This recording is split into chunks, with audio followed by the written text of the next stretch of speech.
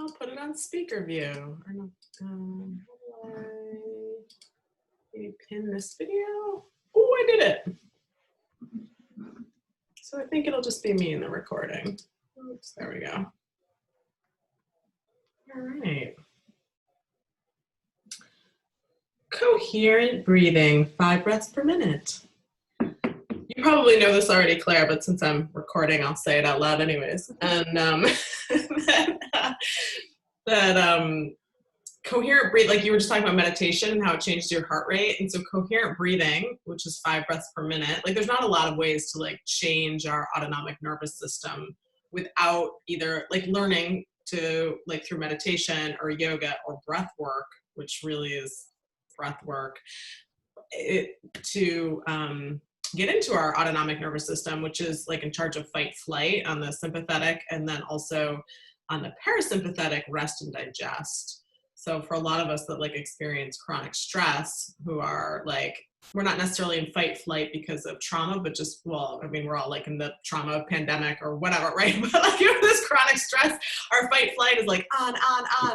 And the folks that I learned this from, Pat Gerbarg and Richard Brown, she just talked about this interesting concept that I hadn't heard before, which is that when fight flight is on, our parasympathetic nervous system, which is in charge of rest and digest, it kind of atrophies. So in like Western medicine, a lot of times we take down our fight flight response with anxiety medicine or any other way that we self-soothe. But it doesn't necessarily reactivate like our rest and digest system. So we might still be having trouble with like sleeping and with like digestion and things like that. So this particular pranayama, which is just Ujjayi pranayama, in and out through your nose, lips are closed, 5 breaths per minute. It's supposed to help bring down our fight flight, but then it actually reactivates our parasympathetic nervous system. And in the beginning of practicing it, a lot of times you'll fall asleep, and that happened to me. And then if you practice it for long enough, you'll start to like get energized from it, which is kind of cool. I mean, maybe not everybody, but I definitely had that happen one day, and I was like, oh. And that as we practice that, it actually brings our heart into like a coherent heart rate, which increases our heart rate variability, which is like the heart's flexibility around like going faster and going slower. And the more flexible our heart rate is, like the more, the higher the heart rate variability, the more we're able to like respond to stressful moments without the same impact on our body. So it increases our stress tolerance. All right, now I'm gonna stop talking. It's fun when I say it though. I'm like, oh, look at how the body works. I don't know. Yeah, no, it's very interesting. My brain loves to understand things, even when it's not sure if it's really true or not. It still is like, I want to know how it works. All right. So we'll begin with just practicing our 5 breaths per minute and letting us get into that rhythm. And then we will move into moving breath. So base of the spine, we'll imagine moving our energy through our body up from the base of our spine on an inhale to the top of our head and back down. And then we'll do top of the head through the soles of the feet, and inhaling through the soles of the feet up to the top of the head, and then back to the center channel. And then we'll do a little bit of a guided meditation relaxation and wrap up. Sounds good. Thanks, Claire. All right. Custom. Oops. Okay.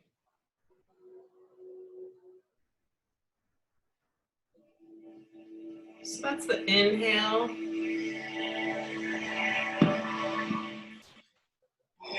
Out.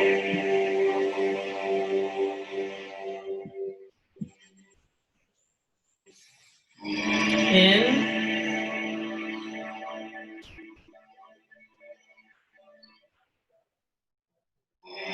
Out.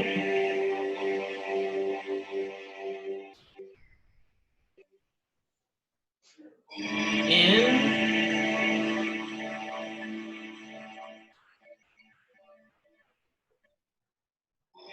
Out.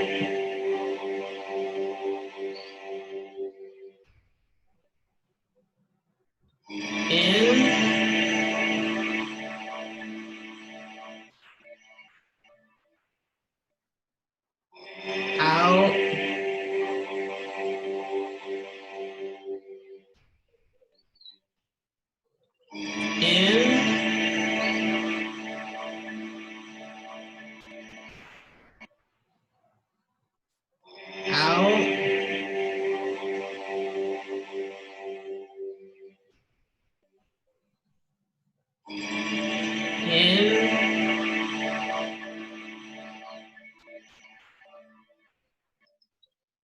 out. As you practice, it's with soft belly, no mulabandha is on.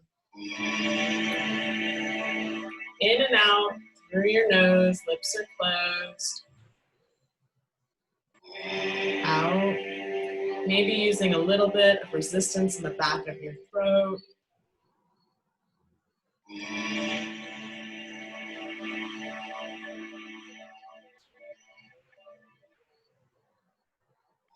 Out.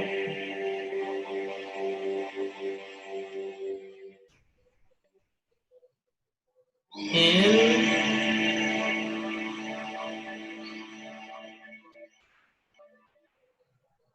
Out.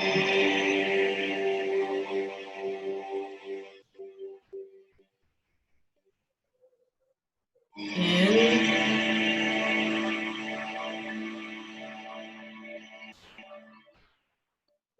Out. On your next inhale, you can imagine moving your breath from the base of your spine, the top of your head, the top of your head, exhaling to the base of your spine.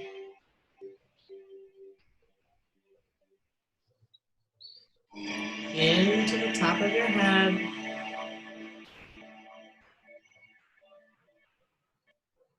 Out to the base of your spine.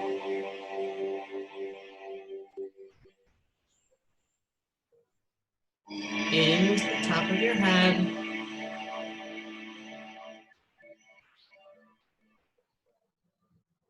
Out, base of the spine.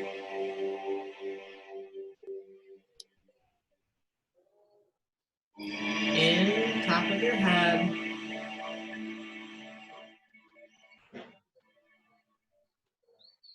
Out, base of the spine.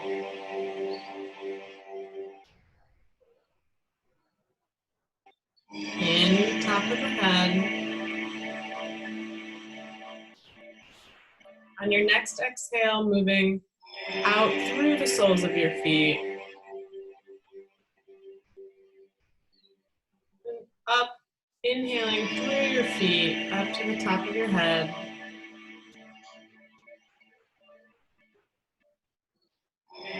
Out, soles of the feet.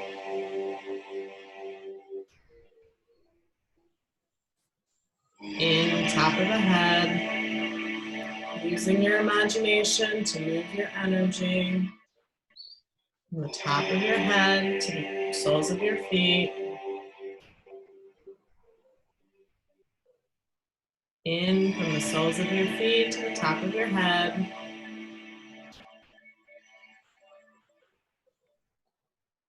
Out, soles of your feet.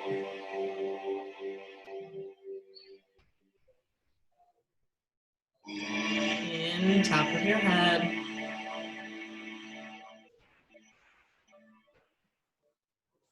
Out, soles of your feet.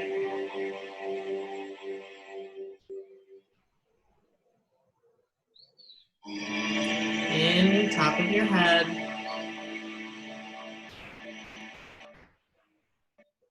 Out, soles of your feet.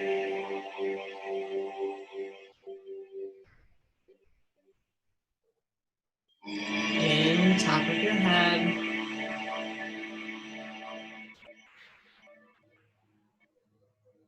Out, soles of your feet.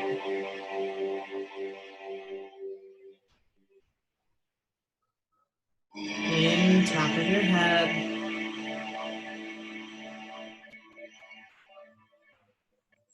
Out, base of your spine. Coming back to the center channel. In, top of your head.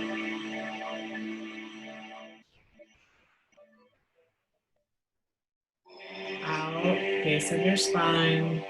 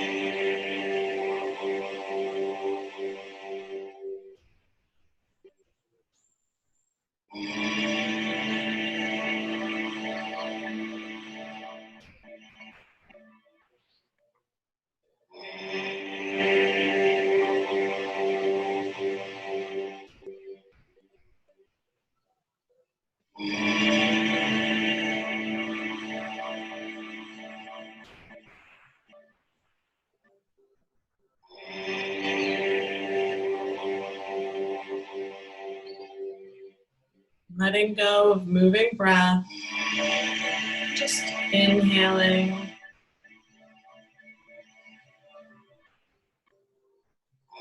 exhaling.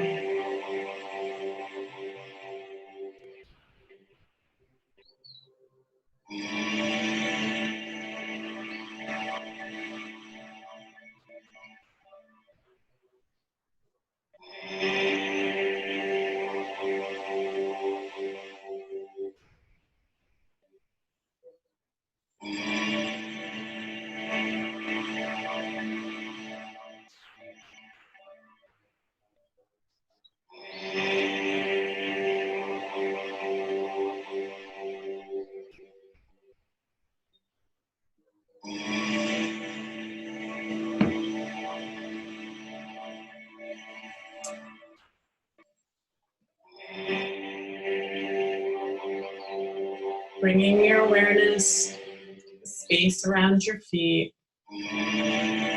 between your toes.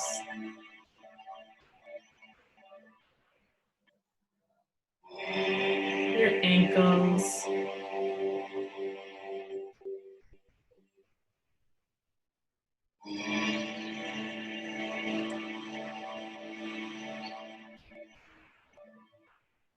Noticing the floor supporting your body and allowing your body to be supported by the floor. Noticing the space around your calves and knees.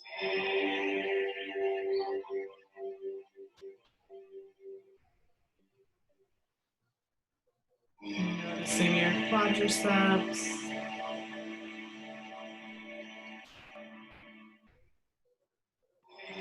Your hips.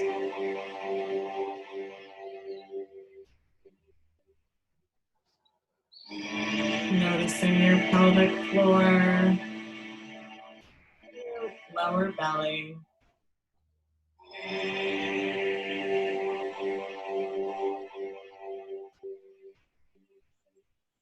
Noticing your ribs.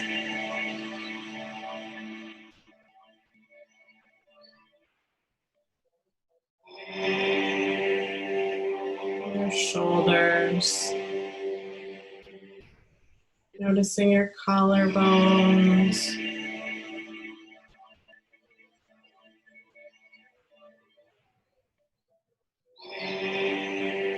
Noticing your skin on your face.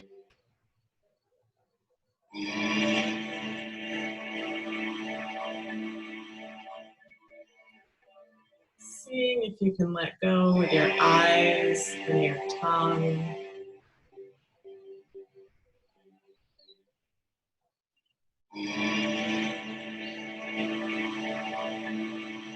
Noticing your scalp and your back body.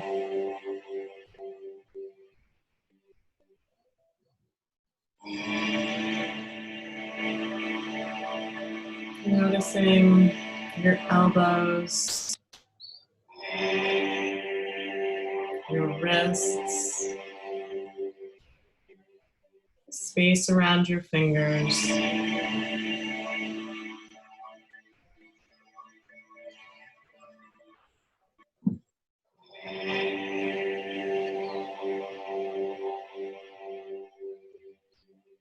Notice any tension or holding. maybe inviting that sensation to take up more room, as much room as it needs.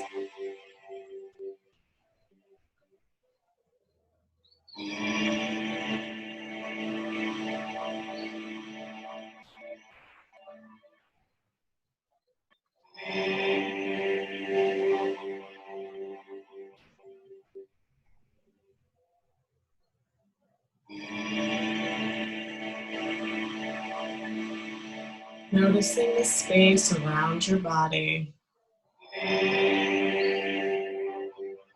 front body, your back body, the soles of your feet, the top of your head, your side body.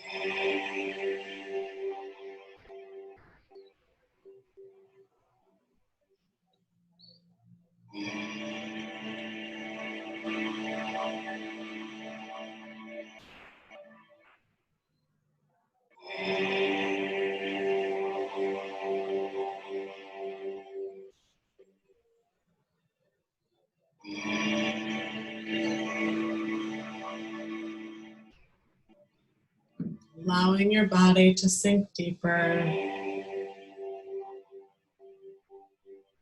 inviting it to let go if it would like.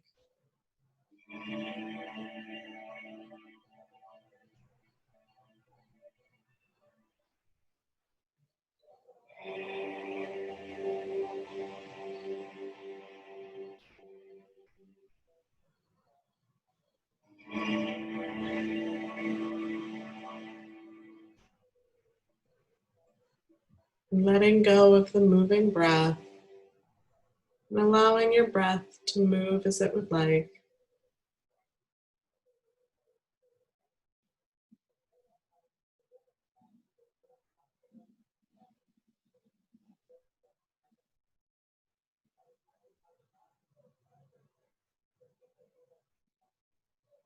If thoughts come up, you can watch them.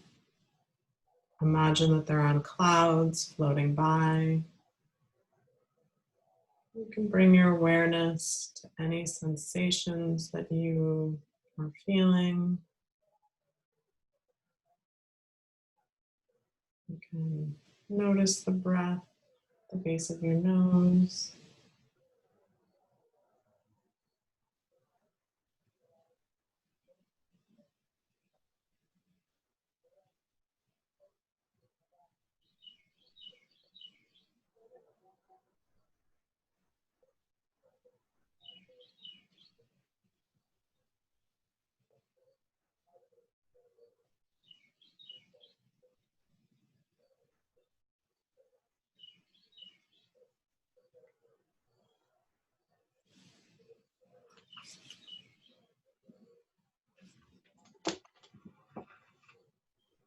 I'm going to read a story from Manju's book.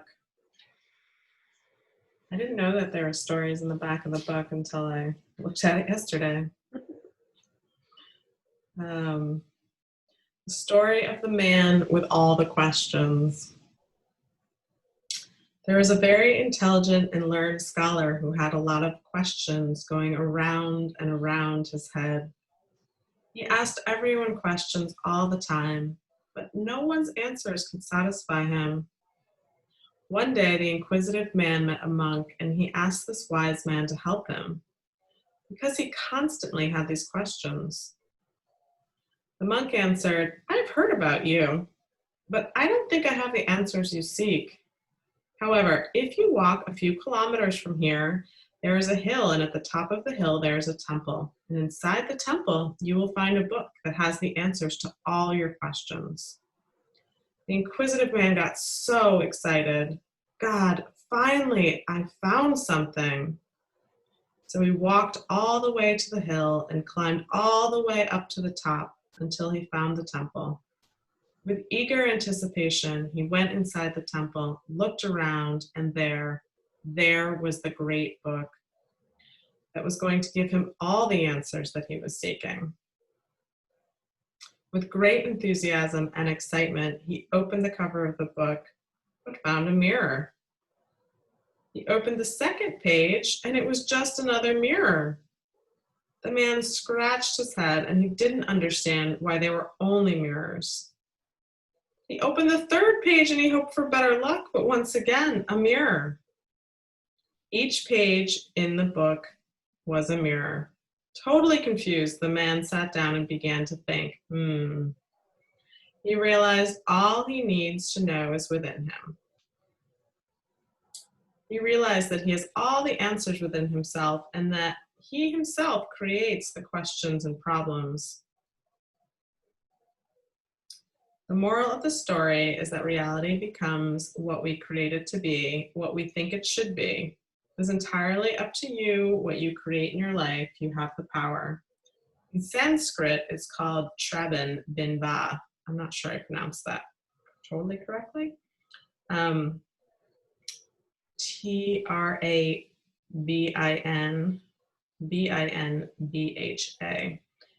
And it means to look yourself in the mirror. So that's the answer. You create more problems by asking for another person's answers. We're not meant to blindly follow gurus and ask them all kinds of questions. If they give you all the answers all the time, we will never find our soul and our own great wisdom. I feel like this was sort of translated from something, or maybe a story Manju grew up with, but I thought that that was sweet. And then it says, Manju lets the story be intertwined with the next. So there's two little stories that I haven't read yet. They tried to find, so the story about when they hid the soul. They tried to find a way to hide the soul of humans. As they discussed about where is the best place to hide the soul. We'll hide it under the water in the sea, said one of them. But no, said another. The people will drive under the water and find it, and that we do not want. They continued to discuss. We can hide it on the mountain's highest peak. No, people will climb up on top of the mountain and find the soul. Then one came up with a brilliant idea. I know the perfect place where no one will ever find it. Hide the soul inside the human. These stories are funny. Hide the soul inside the human. They'll never find it there. We're going to end with that story. That one was kind of amazing. To reconnect to the man with the mirror is called soul searching, and inside yourself, everything is there within you. Go into the stillness and clarity. That's sweet. There's one more, but we'll read it maybe next week. I'm just going to hit pause on the recording.